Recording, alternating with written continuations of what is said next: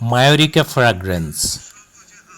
একই ফলে দুটি ভিন্ন স্বাদ, জয়ত্রী ও জায়ফল, দুটি সুগন্ধি মশলা, একটি জয়ত্রী আর অন্যটি জায়ফল।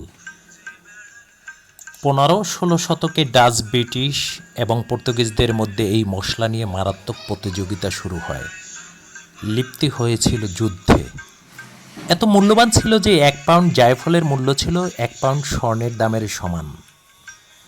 দীর্ঘ 20-22 বছর পরে আমাদের ঘরের সামনের গাছটিতে এই প্রথম ফল এসেছে।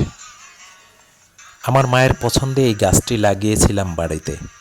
মায়ের মৃত্যুর পর আজ আমরা তার জায়গা জমি বাগবাটোয়ারার পায়তারা করছি, কিন্তু আজ নীরবে সুগন্ধি বিলিয়ে যাচ্ছে তার পছন্দের এই গাছটি।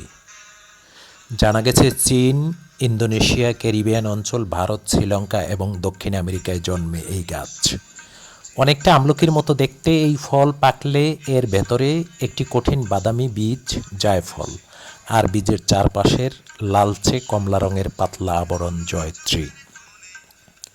কিছু মিষ্টি এবং হালকা জাজালো স্বাদের জয়ত্রী বিরিয়ানি, মাংসের রেজালা, স্যুপ এবং কেকের স্বাদ বাড়াতে ব্যবহৃত হয়।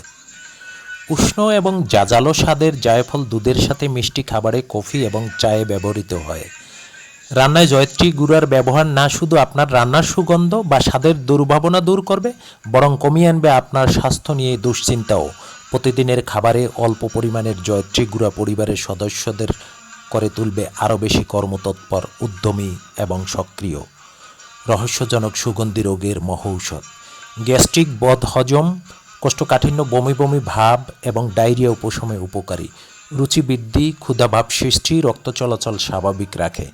দুশ্চিন্তা, কিডনিজনিত রোগের সমস্যা থেকে বাঁচিয়ে দেয়।